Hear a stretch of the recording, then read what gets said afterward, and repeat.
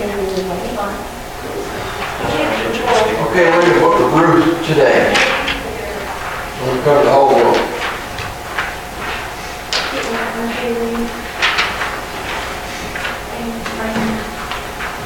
So, the memory verse. Anybody know the memory verse? The memory verse is, "And what you heard from me in the presence of many witnesses, entrust to faithful men who will be able to teach others also." Okay? So, this week's chapter is about what? What was that subject? Mentoring. Mentoring, all right? So we're going to study the book of Ruth. We're going to take a fast trip through the book of Ruth. All right, and since the text is the book of Ruth, it's going to be a little bit hard to read all the text, so we're just going to have the Bibles open and use it as we look at it. So, what time frame is this story happening in? Time of the Israelite judges. Time of the judges, all right? Time of the judges. So, why did Elimelech and Naomi and their sons move to Moab? Famine. All right, so there's a famine. They went where they could find food. All right? What happens in Moab?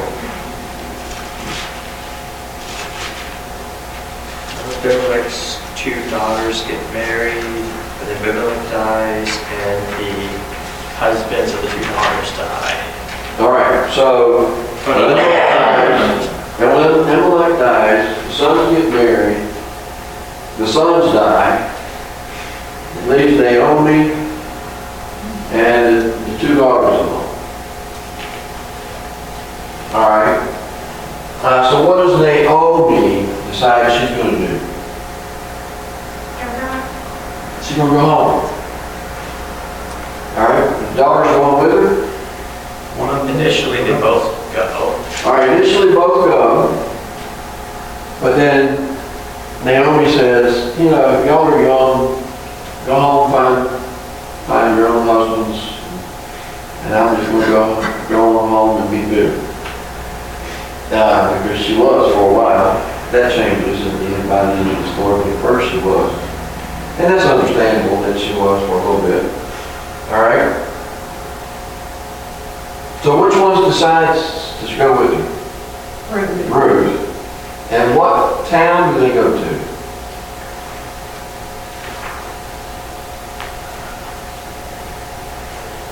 Bethlehem. Bethlehem. All right. Why Bethlehem? 10 people. Or 10 people. 10 folks are there. Why Bethlehem? All right. What time of year do they arrive? Harvest time. Probably Which harvest particularly? the grain harvest. Which one particularly? Wheat. Barley. Barley. All right.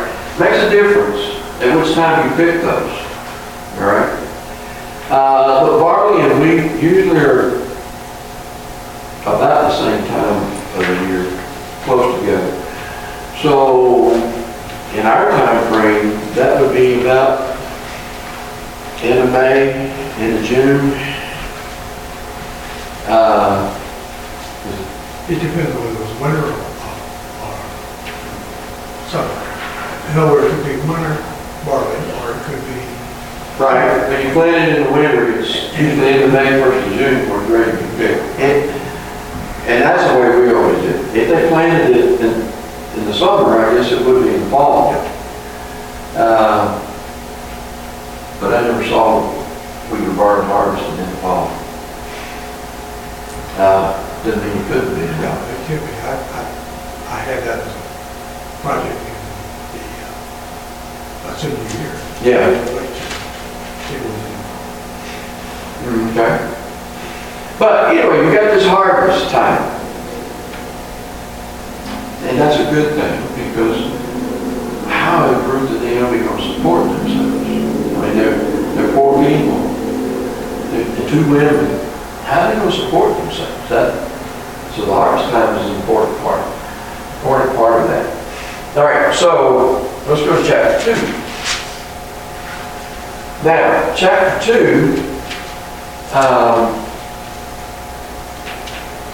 we meet a man named Boaz. Who is Boaz?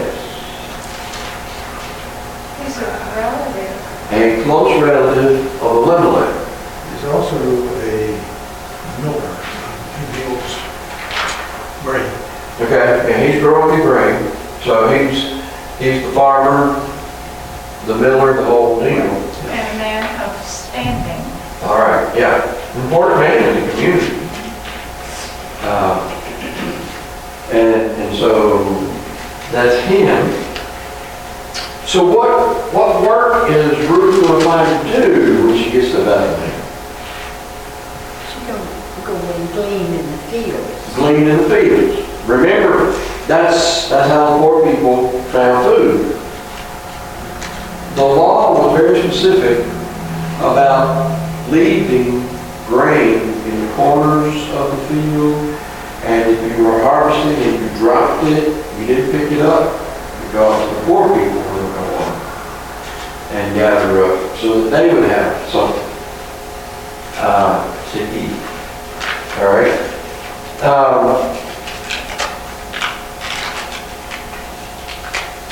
So Boaz sees Ruth in the field working, and what does he ask? Who is she? Whose woman is this? This is a Whose strange girl woman is that this? has been here. Yeah, he hadn't seen her before, so he's trying to find out a little bit about her. All right. Was Ruth dedicated to her work? Yes. Okay, she came in the morning, she stayed till the evening. She was hard work. Very dedicated to that work. So where did Boaz want Ruth to glean? He wanted her to stay in the fields and stay with the girls. All right, Because the guys had been ordered not to her. right. So she stayed with his servant girls, gleaning around in the fields, and he's giving orders that they ought to be watched out for, taken care of, not let anything happen to them, so she would be safe. Okay. What does Boaz know about Ruth?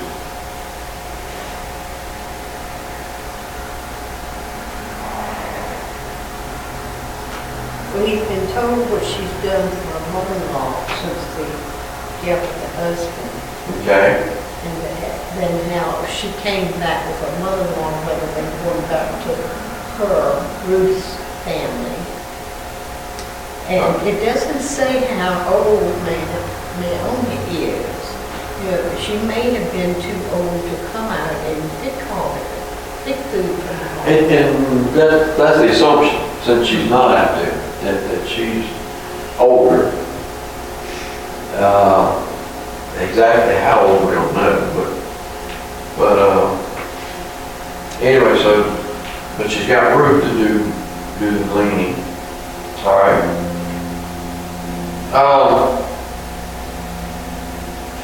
Talk about Ruth doing the gleaning. What does Ruth, after a day, what does she take back to Naomi? Verse 18. She takes back what she didn't eat for lunch. Yeah. Yeah, and according to verse 17, how much had she gleaned? About All right, about a tefah of barley. What is a tefah?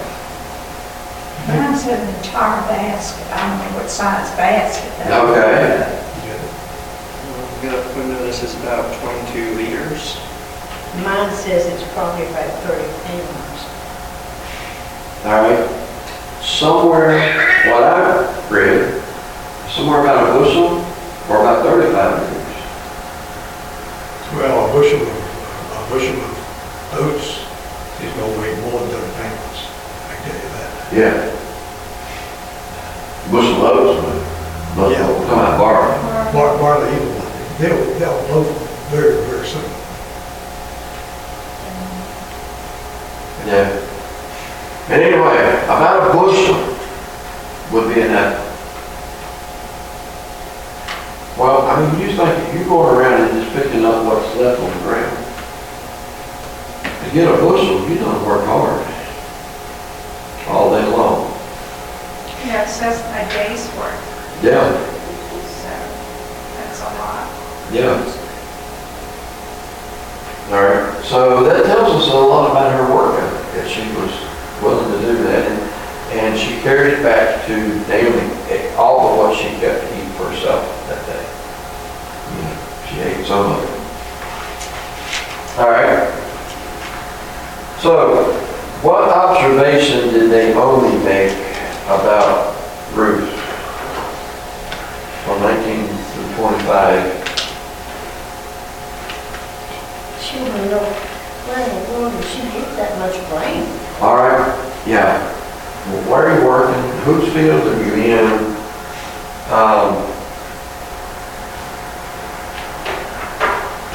And as soon as Naomi finds out that it's Boaz,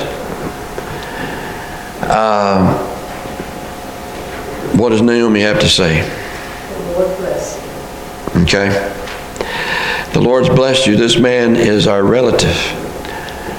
In fact, one of our closest relatives. Why is that important? That he is one of the closest relatives?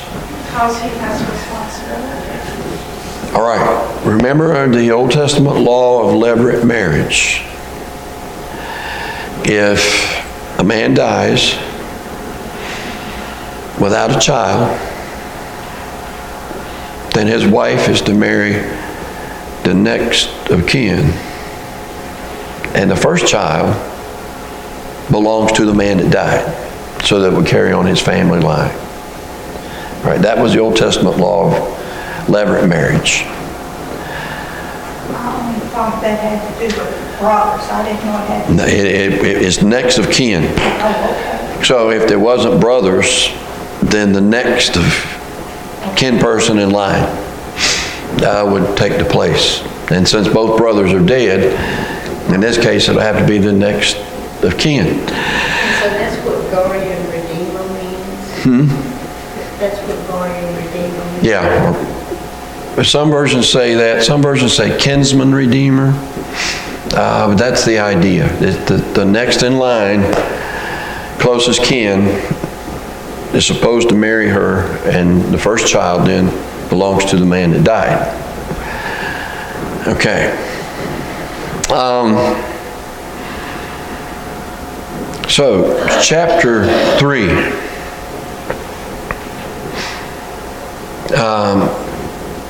In chapter 3, we look at verse 1, and Naomi, her mother-in-law, said to her, "My daughter, shall I not seek security for you, that it may be well with you? Now is not Boaz our kinsman, with all whose maids you have been, whose maids you were? Behold, he winnows barley at the threshing floor tonight." Whose interest does Naomi have in mind? Ruth's. All right. And where is Boaz going to be? On the threshing floor. On the threshing floor. All right. So they're threshing the wheat, separating the chaff from the grain itself, so they can use it to make flour and whatever. And also, this verse also tells me that Naomi is older in years, because she knows that she may die, within Okay. 2 years. Then Ruth would be left all by herself. And unless she gets Ruth taken care of before she dies, Okay. Ruth will be stranded.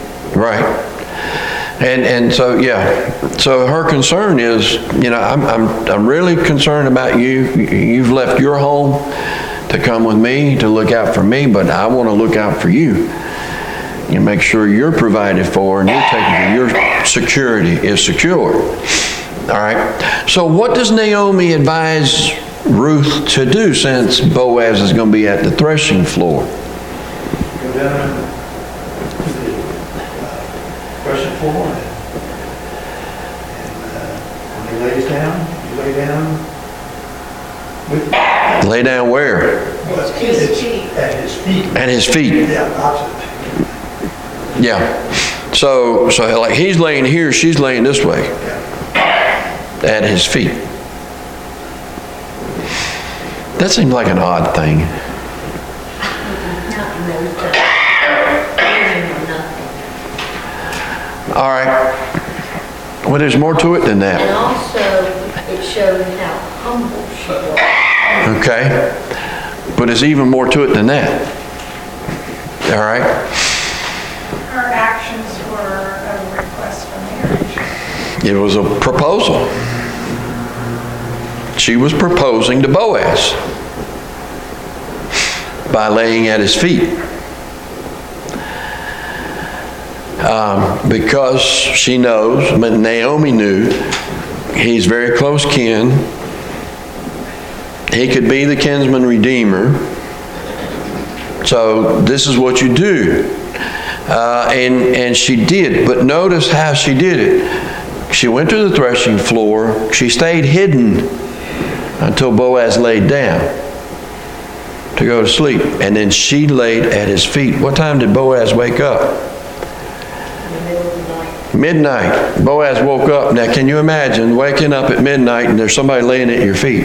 They weren't there when you went to sleep. You know, you got that issue. But He made me a little startled because he says, "Who are you?" okay, yeah, it's night. It's dark. There's a stranger laying at your feet. All right. But notice what she says there in verse 9. When he says, "Who are you?" She says, "I am Ruth your maid. So spread your covering over your maid, for you are a close relative." So there's the proposal.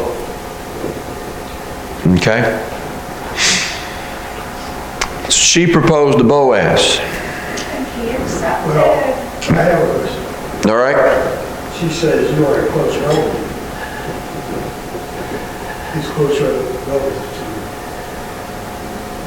Elimelech. Which made him close relative to her husband. And her husband's dead, and the next of kin has to marry her. So she's using that law of levirate marriage, making her proposal. All right.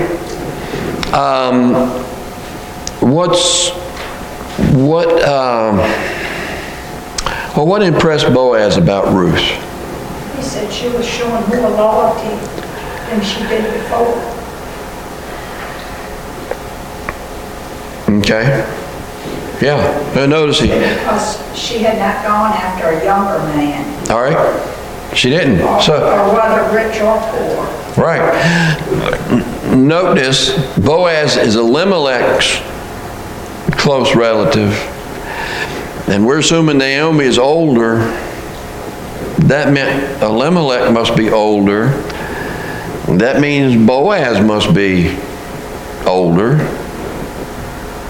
At least quite a bit older than Ruth. Yeah. Probably old enough to be her daddy. All right? But Ruth has adopted this whole Hebrew idea of the levirate marriage. All right? And the whole Hebrew custom. She left Moab behind. She went with Naomi, and she's doing what the Hebrews do. All right? All right. What was it that everybody in the town knew about Ruth? Look at verse 11. A woman of noble character. A woman of noble character, or New American Standard says a virtuous woman. This is a woman that has a great reputation. How do you have a great reputation if you're in the threshing floor laying at the feet of a man? How's she going to keep that great reputation? She disappeared before daylight. She's up and gone before daylight, and back at home, all right? So nobody knows anything about anything except Ruth and Boaz and Naomi, all right? But now, can Boaz marry Ruth? Not yet. Not yet. Why? Another kinsman redeemer is closer. A closer relative than Boaz. All right? And so Boaz has some business to take care of because he does want to marry Ruth. But the other guy's closer in line, so he gets first choice. All right? What did Boaz give to Ruth? Food to take the mother-in-law. Yeah. 6 measures of barley. Or some versions say 6 ephahs of barley, and that'd be 6 bushels of barley. Huh? That'd be a lot to carry, wouldn't it? All right, whatever it is, it must be a good amount though. And she carried it in her shawl. All right. What does Naomi have to say when she comes home? Where'd she go?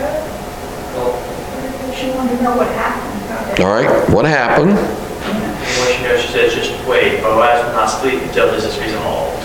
Okay.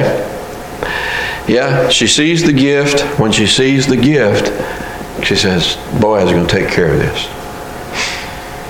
So they probably discussed the whole deal, what took place. Naomi says, don't worry about it. Boaz is going to take care of this.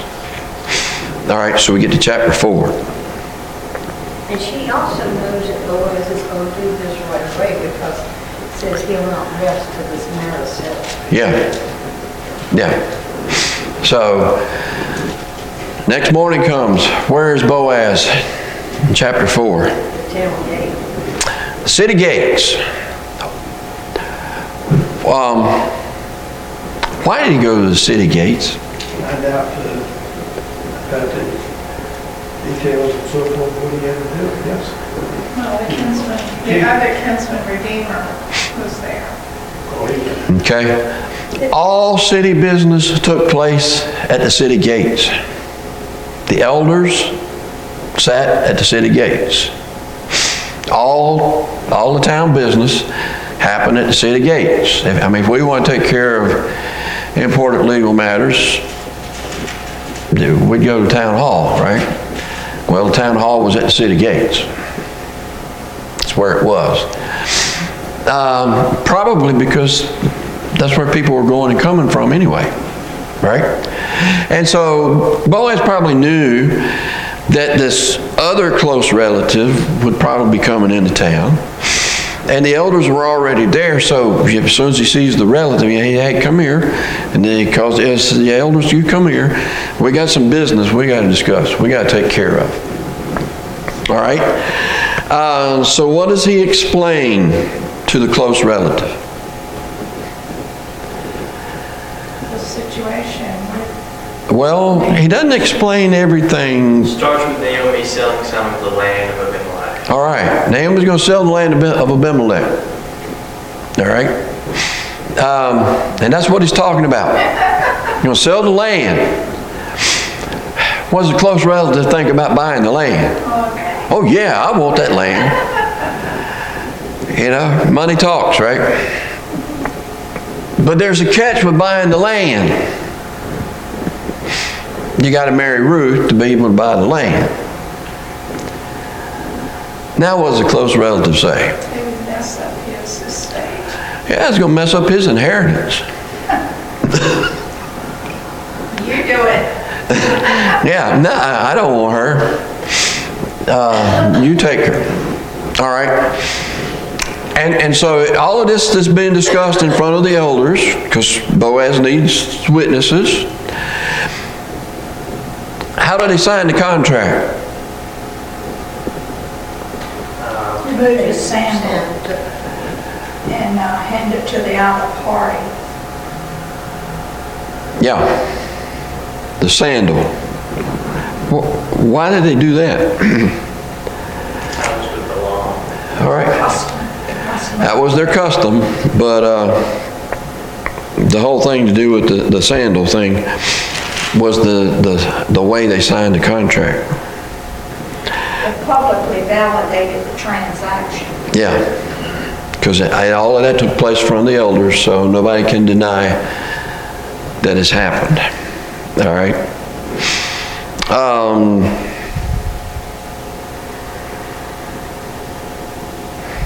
So, what blessing do the elders give to Boaz and Ruth?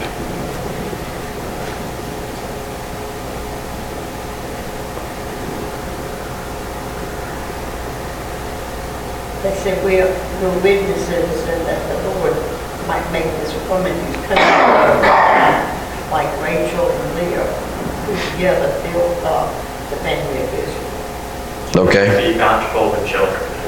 Yeah. All right. So, there's the blessing. So how were Ruth and Boaz blessed by the Lord? She had a son. Had a son. All right. And that's always a blessing. How does Naomi treat the child? Oh, she was so thrilled.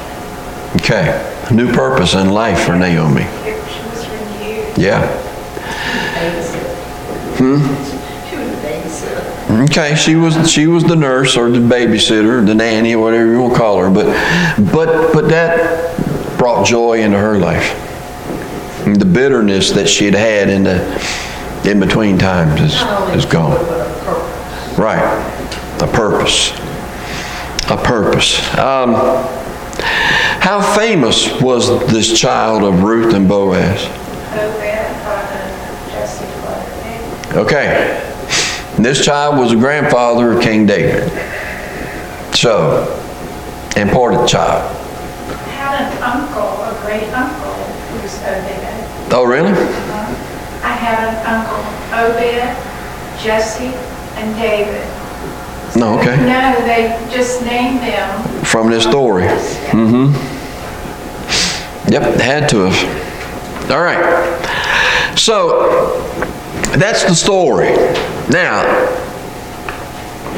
what is a mentor? A teacher. A person like Naomi. Do I? A person like Naomi. Okay. Yeah, exactly. Let's go back to where you were. Teacher. Teacher, a guide, a coach. In other words, as a mentor, I had a mentor when I began becoming a nurse. Okay. She showed me what to do, what not to do, where the rules were to go to follow, and procedures I didn't know how to do, she showed me how to do. Okay. So a mentor is all of these things together, a teacher, a guide, a coach. And coach may be the better term, because a coach teaches you what to do, but a coach pushes you to do what he knows you can do, right? Is that what a coach does? So, in what ways did Naomi mentor Ruth? When after Ruth wouldn't leave her, she home with her. And then being the woman she was, I'm assuming a woman of God, then she prayed about it and the Lord gave her a plan to follow, and that's when she sent Ruth out to glean, because she knew she would get in Boaz field and then Boaz would pick up from there. All right, because so Naomi knows the town, and it is her hometown. She knows her relatives are there. She knows Boaz is there. She probably knew if I can get Ruth in the right place, these things are going to happen. But Ruth needs a little encouragement, a little pushing, especially when it comes to the proposal. You know, Naomi says, look, I'm concerned about your security, so here's what you go do this. And also Ruth needed to know about the proposal because she was from a different religion Right, and she didn't know the culture. right. So everything was kind of different. So she was kind of dependent. That which brings me to the next question. How did Ruth show she was willing to be mentored? She did it in her own. Yeah. Well, you know, and that thing about going to the threshing floor and laying at his feet, that seems a little bit outrageous, but she did it because she trusted Naomi.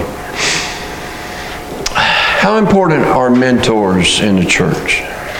Very. Yeah. And it doesn't always necessarily have to do with the teaching. A lot of it is just life itself. Now, of course, you're going to teach a lot of Bible when you're just dealing with life itself, you know. But as far as the preaching and teaching, not everybody is a preacher, not everybody's a teacher, but everybody can be a mentor. I like to say, when you're talking about mentoring in the church, as befriending in the church. Okay? Because a lot of people in church sometimes don't have a friend that would encourage them to continue to go to that particular church, or a friend to say, hey, let's do this, or let's do this. Yeah, and that's important. In our world we live in, people don't really have a lot of close friendships anyway. And a lot of people are just lonely and afraid. And so we need to keep our eyes open for all kinds of people. And when I say that, I'm just not talking about elderly people at home. There are a lot of young people today that are afraid. In fact, I know one guy that was a youth minister, and he quit, and he and his wife haven't been out of the house since COVID started. They're afraid.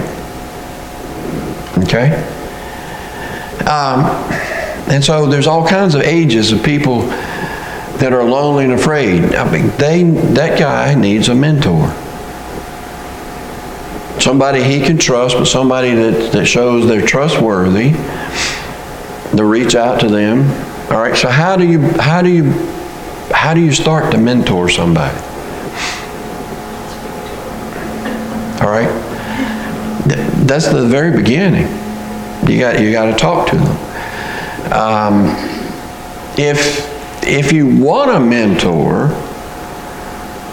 all right, how do you go about getting one?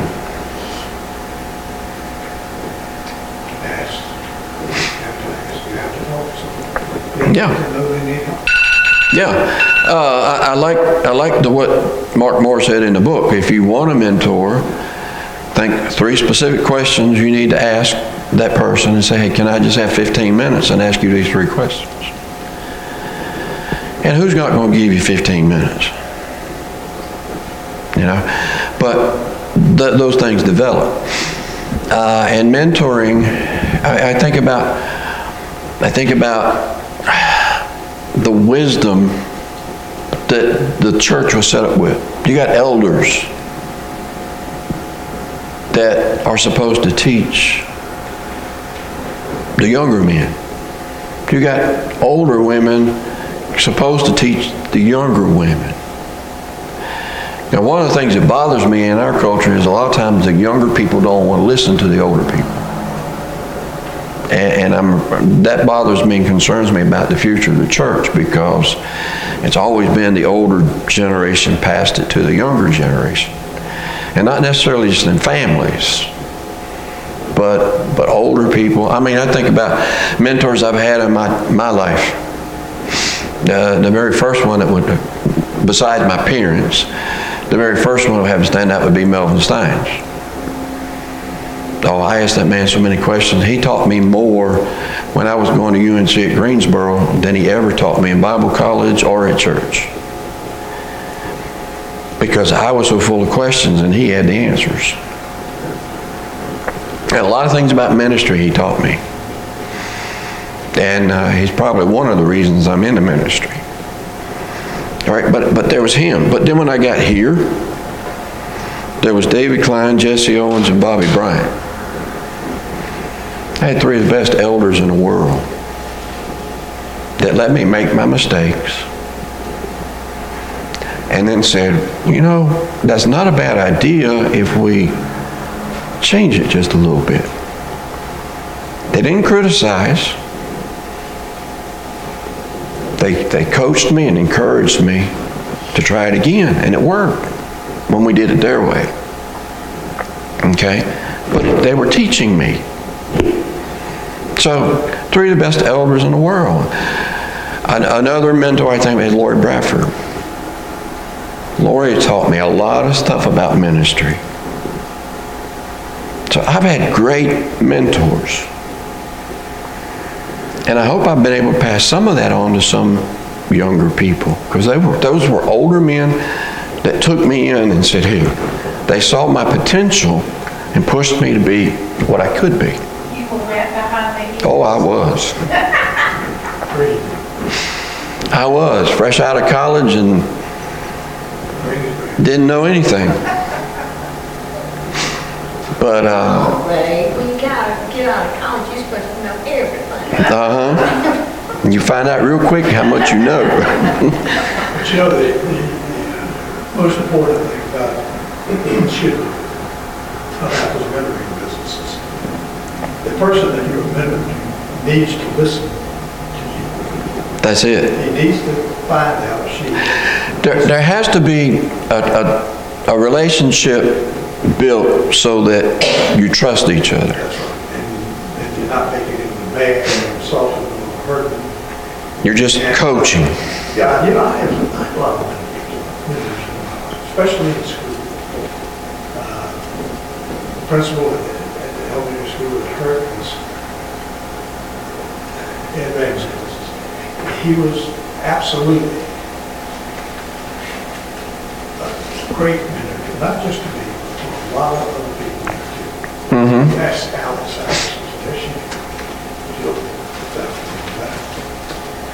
Just great, wonderful. Listen carefully to what you have to say about life in general. Yeah. He was just one. There was lots of others. Yeah. Because we all have different abilities. And all those different abilities are important in the church. And so those abilities need to be encouraged in other people as well. And so it's important we do that. Naomi is a perfect example of being a mentor, what that's all about. Of course, you can look at the Bible, there's a whole lot of others. Jethro mentored Moses. Moses mentored Joshua. Now, everybody ought to have a mentor. Paul mentored Timothy, and he told Timothy, he said, look, what I've taught you, entrust to faithful men that can teach others. So there's 4 generations Paul's talking about. There was Paul, there was Timothy, the people Timothy taught, and then the people they taught.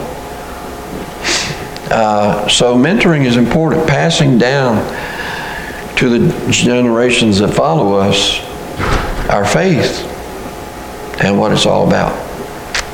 Okay, I think our time is up. So, Franklin, would you lead us in prayer, please? Heavenly Father, we come to you with thanksgiving in our hearts for all that you do for us, Father.